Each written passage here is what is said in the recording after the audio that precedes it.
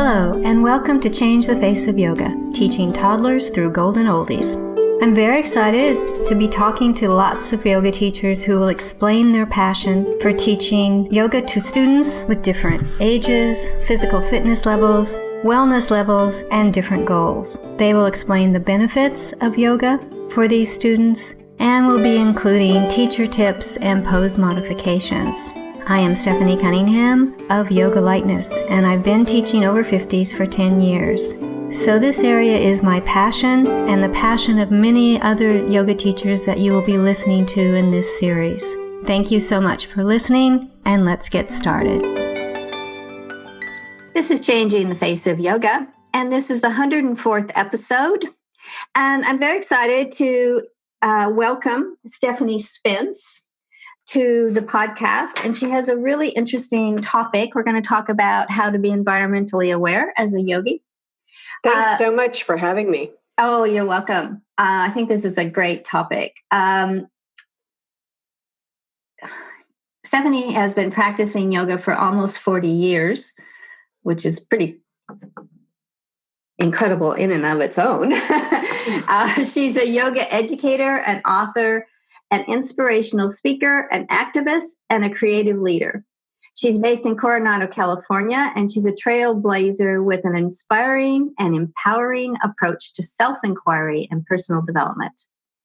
Her book, Yoga Wisdom, Warrior Tales Inspiring You on and Off Your Mat, is available wherever books are sold. She's committed to helping ignite the desire for others to create a life of health and joy for themselves through a sustainable practice of yoga for a lifetime of transformation. She's on a mission to inspire the whole world to practice yoga. Well, welcome, Stephanie. And is there anything else you'd like to add to that? No, Stephanie, thank you so much. I'm just so honored to be here and always thrilled to meet another Stephanie. I know it. There's so few of us in the world. Now, Stephanie put out this is going to be confusing after all. I think Stephanie put out a Facebook post, which I thought was really fascinating, about how yogis and why yogis should be environmentally sensitive and look to saving the planet in their own way. And so Stephanie has agreed to talk about this because I think it's important for all yogis to kind of get this thought in their brain and think, do I and how do I be better at this? So Stephanie, I think we were talking beforehand, you said there was 300,000? No, in fact, I think now the new number is 300 million yogis on the planet. And collectively, I really think we have an opportunity to shift either awareness, or what would be really incredible is to shift practices around the value set and the lens through which we're searching for goods and services in the marketplace. So I think I just started thinking about, okay, I don't know if I've been responsible in figuring out where I'm getting my products, goods, and services until I had a personal experience working at a yoga studio where the people that were running the studio were incredibly unethical. And ever since then, it really shifted my life and my awareness around the idea of, wow, are we just doing yoga poses, or are we actually really trying to live a yoga life? And I think most people would like to really take their practice off the mat. So that's where this idea came from, was working at this studio where the people didn't pay yoga teachers and didn't source the materials and the things that they were selling from respectable and ethical sources. And it really was upsetting to me at the time because I kept on saying, this is so not yoga. And then I thought to myself, well, how can I explain that to somebody else?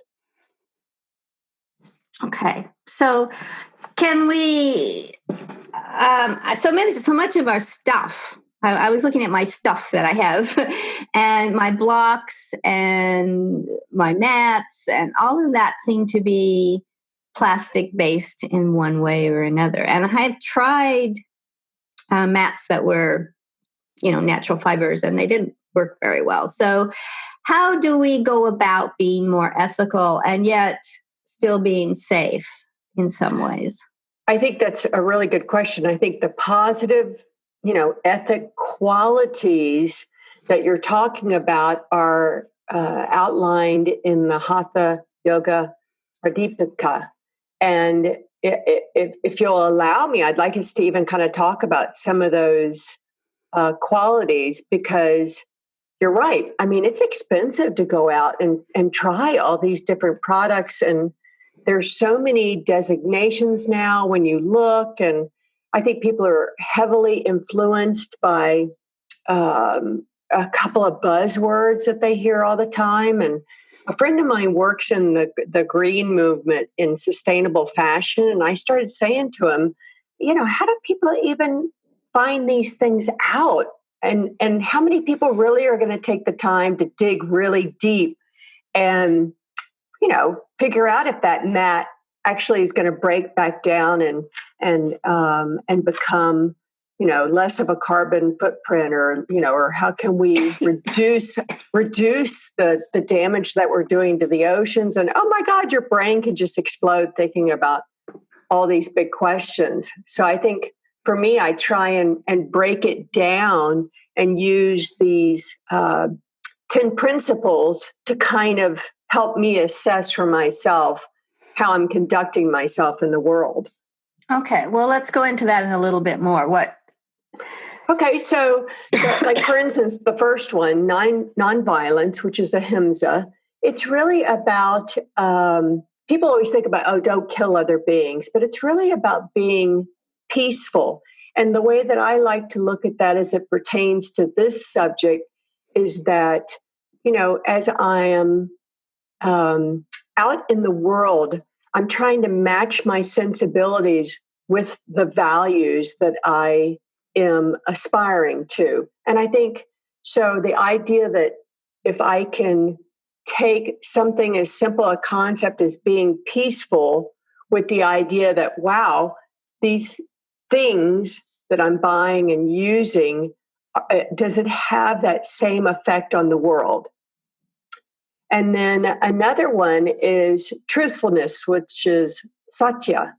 And so it's not only about being honest with yourself, it's about being, honest with others and living in truth. So if you're honest with yourself and others, I'm also expecting other people to give full disclosure. So you should be able to go onto anybody's site, and they should not only have like their ethics or their company, what's the word I'm looking for? Their code of conduct or their mission statement. They should have something that you should be able to access.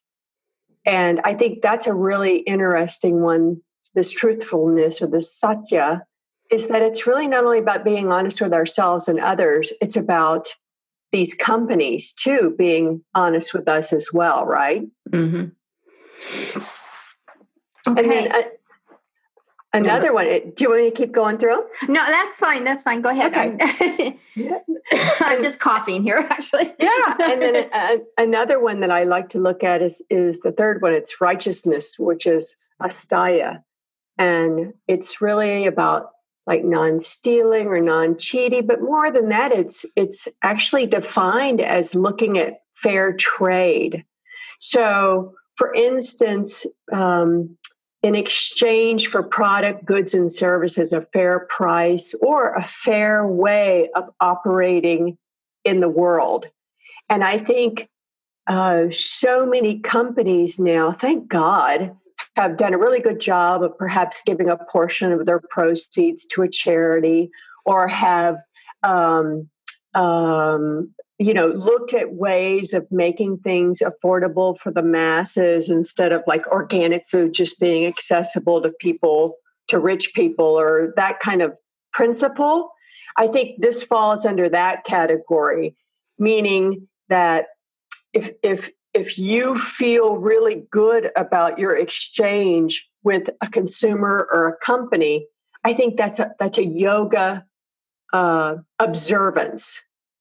And I think that, my behavior in the world for inspired living from these companies, their products, their services, or their professional practices should match what we're trying to do and how we're trying to live. I think that's a really great idea. But how do we get that kind of information out there? That's a really good question. I think you have to discern for yourself, not only through trusted sources and evaluating maybe the marketing of how you're receiving information. It's become a really big buzz right now in the United States about what is fake news or what isn't.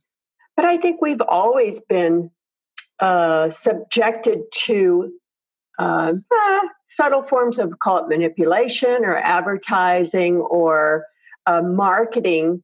But now that we've determined through problems that they've had through social media, for instance, Facebook, that you can actually now be manipulated into thinking good or bad things, or using your own judgment has become, I think, trickier. So you're right. I think it's up to us to live in a spiritual focus, which actually takes me to number 4, which is wisdom, which is brahmacharya.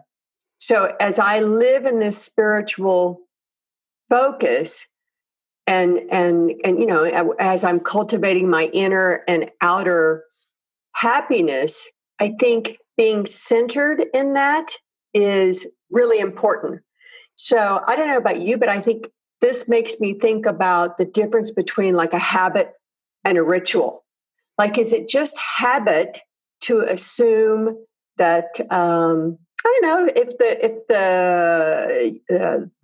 the way that you see this information or this product or whatever, it just, if it has that good vibe and that good feeling and, you know, peaceful colors and beautiful people or whatever, you're just kind of assuming based on a million different things that they hire really powerful marketing teams to put together for them, that they have your well-being in mind. But I think we just have to remind ourselves it's a business. And I think as I try and live with a spiritual focus, I think it's sometimes I actually even become a little naive in practicing, you know, this quality of brahmacharya, which is wisdom, but I don't want to be ignorant to the realities of purchasing goods, because it is a business, right? So I don't know about you, but I think sometimes I've bought things thinking that I was doing the right thing, but you're right. Like, I'll bring home in a mat and it just, you know, falls apart. So I think I have to be very careful of saying, well, you know, maybe somebody's trying to do the right thing, but unless I am accountable to myself to really do the research, I think it's just, instead of it being a practice, it's more of a habit. It's just, I'm going to kind of default to the idea that, oh, if this major brand said something, then it must be really good for me because they're yogis, right? Now, that's a great point. That really is, because the marketing can fool us. They look very yogic, shall we say. Right. But you really have to do some research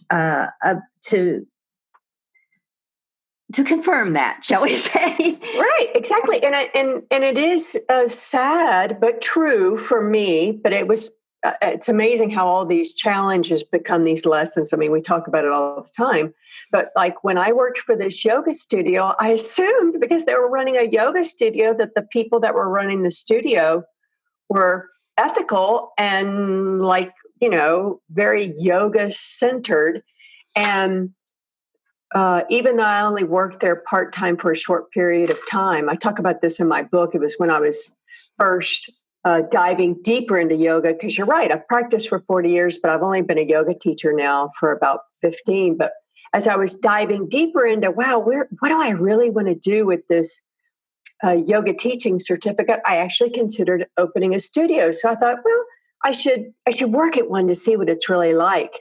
And thank God for me encountering this awful experience. I ended up finding out a lot about myself and a lot about how I wanted to move forward in the yoga community. And that's why I ended up writing a book instead. But at the time, it was so shocking to me, Stephanie. They reported to the government that I made like thousands of dollars working for them when I actually hadn't. So not only did they not pay their teachers, they had these products that were cheap and sourced from bad sources and whatever. And I found that out only because I was working there. And then on top of it, they lied to the government about how much they paid me. I mean, the whole thing was just sounds crazy, but I think that's why I'm still talking about it, because it had left a huge impact on me. And that's why I think this is kind of an interesting subject. So, I don't know. I think we have a choice, and that's one of the really cool things that yoga teaches us, that we are designing our life, that we are, accountable for how we move and operate through the world. And obviously everybody wants to do that in a really wonderful, healthy body, mind, and spirit way, right? Right. Okay, well, let's finish it up. We got to brahmacharya, I think. Yeah. The next one is simplicity, which is aparigraha. I never say that correctly. I'm trying to say these slowly because I mispronounce them terribly. And a lot of this is not only being moderate in external and outwardly ways, but also the energy that you use in your actions and how you consume is actually defined in this simplicity principle, which I think is really interesting. The next one is worship of a spiritual goal, and that's Ishvara Pranidhana. And that is how we remind ourselves and again of our spiritual goal. So in other words, as I apply it to this, that would be like we daily practice. I have to kind of use the energy to force myself to evaluate these things. It's so much easier just to have somebody else tell us what to do. I think this idea of this worship of a spiritual goal and, practicing again our spiritual goals is we are accountable is the way I interpret this. The next one is sacrificing the ego, which is saucha. But I think of that really of a purity of mind, speech, and body, of a clarity of thought. I don't know necessarily how I would really apply it to this, but I think it just means that as we clean out our own house and our own body, mind, and spirit, you want to take care of how you maintain that. So again, I think it's about, am I constantly living the principles of, this, the way that I want to exist in the world, these observances that I think we're supposed to follow. And the next one is self-discipline, which is tapas. A lot of people know that word, but that really just same thing kind of is a reflection of the last one. It means to live a disciplined life.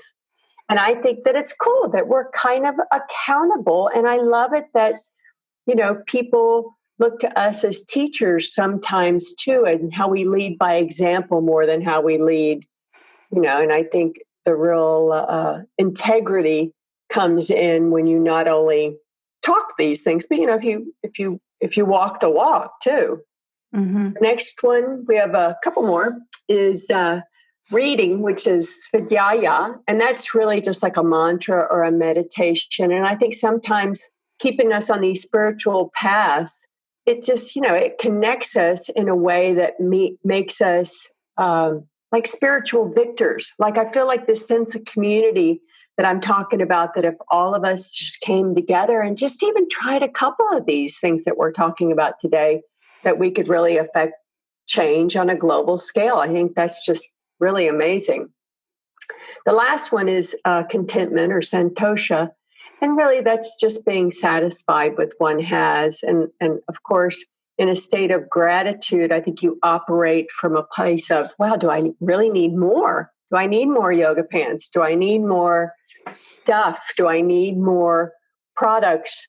And now I've found that sometimes I'll dedicate the idea that instead of going out and buying something else, I'll spend that money to invest on either, I don't know, like a online class on yoga philosophy or something.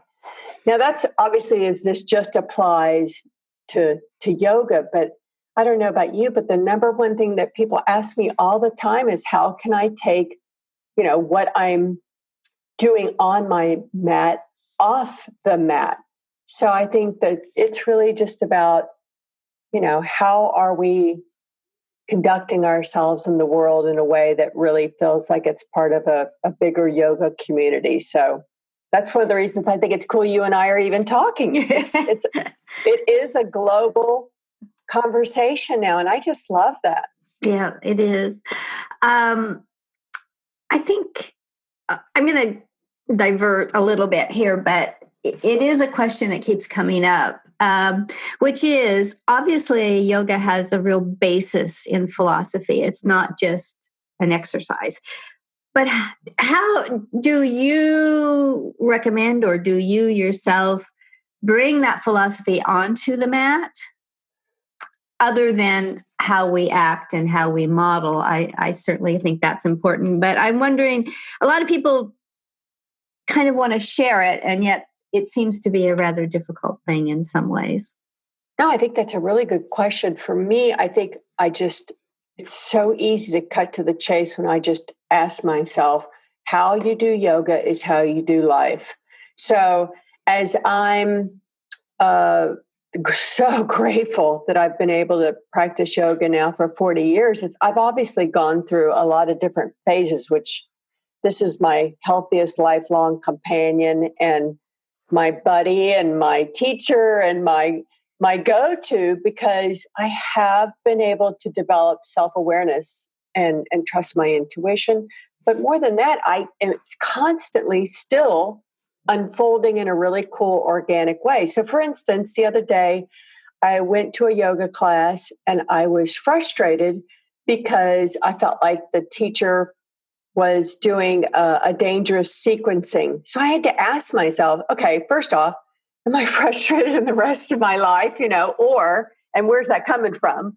Or more than that, it's sometimes really challenging for me to speak up. And I had to ask myself, do I want to try and talk to this person, or do I just, do my deal and leave? So I think there's so much investigation of the philosophy that while you're on your mat, you can, if you want to, use it as a tool for self-awareness and to reveal to you aspects of your life.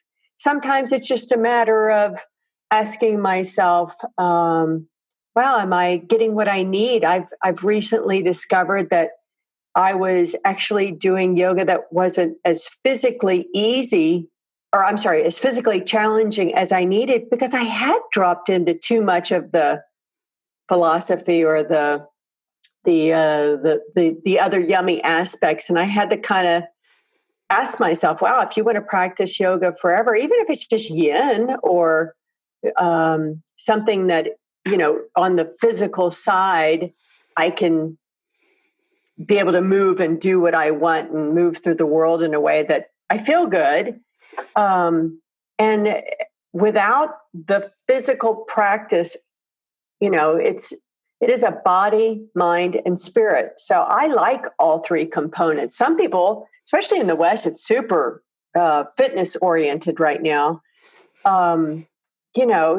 You can easily fall into an imbalance of even the things that you're trying to do. Is that making sense? Yeah. Rambling? No, it does. It does. It's okay. I think it is. I think it is an interesting concept that teachers have to get across, that yes, I am your guide, but you are in charge of your yoga on the mat.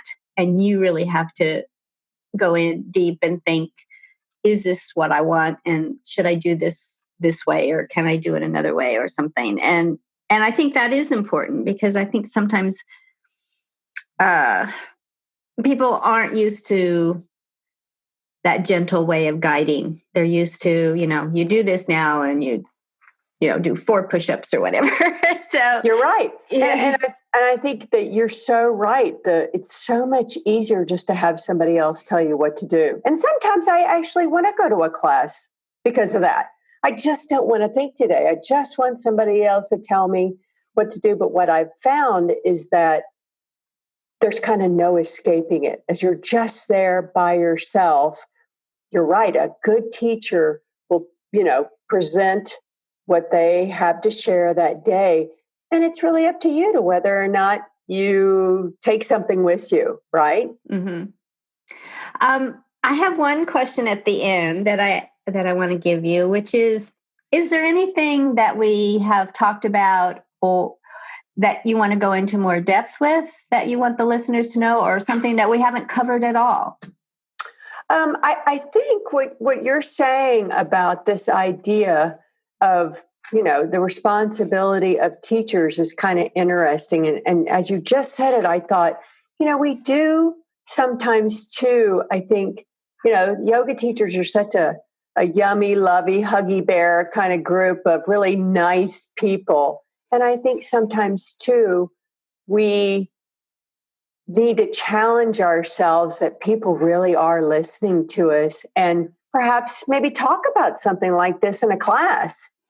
Or, if you have a website or a blog or you send out a newsletter, I just think it would be interesting. You don't have to, support or discourage somebody from any certain company or product or whatever. But I think until something personally happened to me, I didn't start thinking about this. And because I also have a friend of mine who is in ethical fashion, he's really at the forefront of this. And I said to him, well, of course I'd like to buy clothes that are ethically sourced and the people aren't in a sweatshop somewhere and they're treated well and whatever. I said, but my God, we're so busy and there's so much information out there. How do I find those things out? And he said, well, there's a lot of really good people that are trying to do that. Same with yoga teachers. I think there's a lot of really good people on the planet that are serving others by doing this. So maybe this is just something else that you would introduce. Okay. All right. Well, thank you so much. It's really been fascinating. I've never thought of applying those 10 principles to a more environmentally good, shall we say, life. But they are so all-encompassing, aren't they? That we can really use them to think our way through almost any problem that we might have.